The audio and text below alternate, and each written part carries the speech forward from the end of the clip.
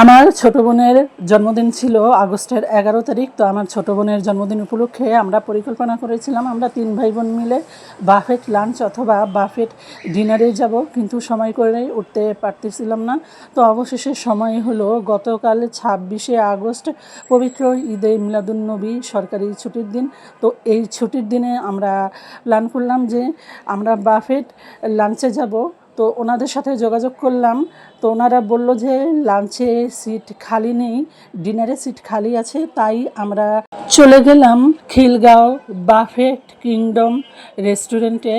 অবশ্যই যাওয়ার আগে আপনাদের সিট কনফার্ম করতে হবে। ওনাদের আগে থেকে যদি সিট কনফার্ম না করেন তাহলে কিন্তু আপনারা সিট খালি পাবেন না। এজন্য যাওয়ার আগে অনলাইনে ওদের পেজ আছে, খিলগাঁও বাফেট কিংডমের পেজ আছে, তো সেই পেজে ওনাদের নাম্বার দেওয়া থাকে। নাম্বারে কল করে আপনারা অবশ্যই আগে থেকে সিট বুকিং করে। তো আপনাদের খিলগাঁও বাফেট কিংডমের লোকেশনটা জানিয়ে দেই। খিলগাঁও বাফেট কিংডমের লোকেশন হচ্ছে শহীদ বাকি রোড, ব্রাক ব্যাংকের 6 তলা। তো আমরা 6 তলা চলে আসলাম। এসে দেখি এখনো পুরোপুরি মানুষ আসেনি, আস্তে আস্তে মানুষ আসা শুরু করেছে। তো আমরা আমাদের সিটে গিয়ে বসলাম, আর এই ফাঁকে আমি ঘুরে ঘুরে ভিডিও নিচ্ছিলাম। যেহেতু ছোট বোনের জন্মদিন উপলক্ষে এসেছি, তো একটু ভিডিও করে ছোট বোনের জন্মদিনটাকে স্মৃতি হিসেবে রেখে দিলাম। মানে ছোট বোনের জন্মদিন উপলক্ষে যে একসাথে আমরা 3 ভাই বোন খাওয়া দাওয়া করলাম, একসাথে সময় কাটালাম, আনন্দ করলাম, এই স্মৃতিটুকুই ভিডিও করে রেখে দিলাম। বাফেট কিংডমের ডিনারে কিন্তু 80+ আইটেম থাকে। তো এখানে দেখতেই পাচ্ছেন অনেক ধরনের আইটেম আছে। এখানে বিভিন্ন ধরনের সালাদ আছে, তারপরে ফ্রাইড রাইস আছে, বিভিন্ন রকমের, আর এখানে 2-3 রকমের বিরিয়ানি আছে, পোলাও আছে। তারপরে এই যে এগুলো সব Chinese item, chicken curry, chilli chicken, vegetable, তারপরে হচ্ছে এখানে চিকেন মাঞ্চুরিয়ান, তারপরে এখানে কিন্তু চাউমিন, তারপরে হচ্ছে নুডলস, কাঁকড়া, তারপরে এখানে চিকেন উইংস, তারপরে হচ্ছে চিকেন নান, এখানে আরও আছে আলু ভাজা, তারপরে হচ্ছে এখানে অন্থন আছে, তারপরে হচ্ছে চিকেন কাবাব আছে, অনেক ধরনের ডেজার্ট আইটেম আছে, বিফ তো আছেই, তারপরে হচ্ছে এখানে বিফ বিরিয়ানি আছে, তারপরে হচ্ছে চিকেন কর্ন স্যুপ, তারপরে থাই স্যুপ আছে, তারপরে হচ্ছে সি ফুড স্যুপ আছে। তো এখানে 80+ আইটেম ডিনারে, আর লাঞ্চে গেলে হচ্ছে 70+ আইটেম। তো আমি শুরুতেই এখানে অন্থন 1 পিস, তারপরে হচ্ছে 1 পিস রোল, 1 পিস কাবাব, তারপরে হচ্ছে আলু ভাজা, আর হচ্ছে একটু কাঁকড়া নিয়ে নিচ্ছিলাম। 80+ আইটেমের মধ্যে 2-3টা আইটেম বাদ দিয়ে আর সব আইটেমই আমি একটু একটু খেয়েছিলাম। তো আমার কাছে 2-1টা আইটেম বাদ দিয়ে সব আইটেমই কিন্তু অনেক ভালো লেগেছে। এই যে এগুলো হচ্ছে আলু ভাজা, তো এই আলু ভাজাগুলো আমার কাছে অনেক ভালো লেগেছে। এগুলো হচ্ছে চিকেন কাবাব, এই চিকেন কাবাবের টেস্টও কিন্তু অনেক ভালো ছিল। তারপর হচ্ছে আমার বোন নিয়ে এসেছিল এখানে চাউমিন, পাস্তা, পিৎজা।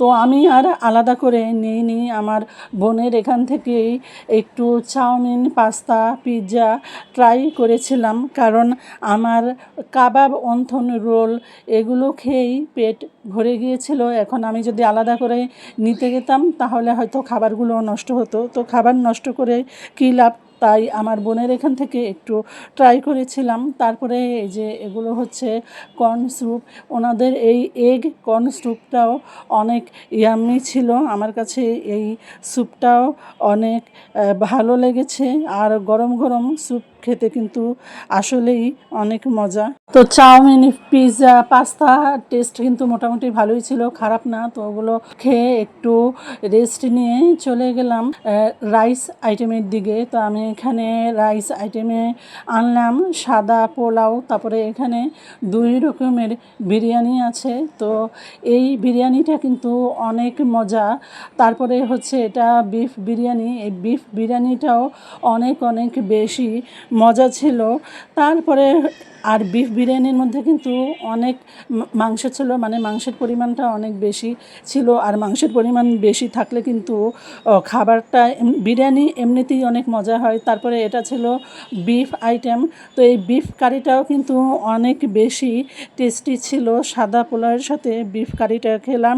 তারপরে খাওয়া দাওয়ার পরে একটু রেস্ট নিলাম। সময় যেহেতু 3 ঘন্টা, ডিনারের সময় হচ্ছে সন্ধ্যা 7টা থেকে রাত 10টা পর্যন্ত, তাই সময় যেহেতু আছে একটু রেস্ট নিয়ে তারপরে সালাদ আনতে চলে গেলাম, বিভিন্ন ধরনের সালাদ। এটা হচ্ছে পেয়ারা মাখা, পেয়ারা মাখাটাও অনেক টেস্টি ছিল।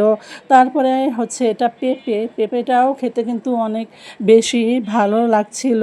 তারপরে আনারস মাখা ছিল, আনারস মাখাটাও অনেক ভালো ছিল।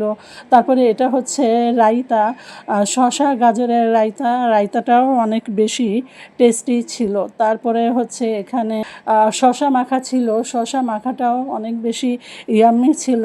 তারপরে খাওয়া দাওয়ার পরে আবার এখানে নিয়ে আসলাম চাইনিজ আইটেম। এখানে ফ্রাইড রাইস, তারপরে ভেজিটেবল, তারপরে হচ্ছে চিলি চিকেন, চিকেন মাঞ্চুরিয়ান, এগুলো নিয়ে আসলাম।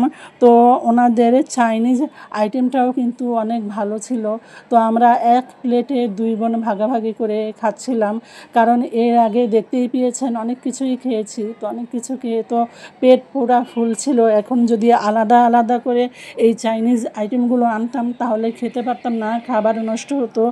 আমার আবার খাবার অপচয় করা বা খাবার নষ্ট করা একদমই পছন্দ না। খাবার যেন নষ্ট না হয়, এই জন্য একটা প্লেট থেকেই আমরা 2 বোন অল্প অল্প করে ভাগাভাগি করে খাচ্ছিলাম। তো ওনাদের এই চাইনিজ আইটেমটাও আমার কাছে অনেক বেশি ভালো লেগেছে, অনেক অনেক বেশি টেস্টি ছিল। খাবার শেষ করে আরেকটু রেস্ট নিয়ে তারপরে ডেজার্ট নিয়ে আসলাম। এখানে বিভিন্ন ধরনের ডেজার্ট ছিল। সত্যি বলতে আমার কাছে ডেজার্ট আইটেমগুলো ভালো লাগেনি, অন্যান্য সব খাবারগুলো ভালো ছিল, শুধু ওনাদের এই ডেজার্ট আইটেমগুলো আমার তেমন একটা ভালো লাগেনি। আর হচ্ছে কাঁকড়াটা তেমন একটা ভালো লাগেনি। কাঁকড়া আর ডেজার্ট আইটেম ছাড়া ওনাদের বাকি সব খাবার অনেক ভালো ছিল, অনেক বেশি টেস্টি ছিল। তো আমি আবার আমার এখান থেকে কিছু ডেজার্ট আমার ভাইকে দিচ্ছিলাম, আমি পুরোপুরি খেতে পারছিলাম না। তো সবসময় মনে রাখবেন, খাবার অপচয় করা ঠিক না। আপনি যদি বেশি খেতে না পারেন তাহলে অল্প অল্প নেবেন, কিন্তু আপনি খাবার অপচয় করবেন না। খাবার অপচয়কারী হচ্ছে শয়তানের বন্ধু।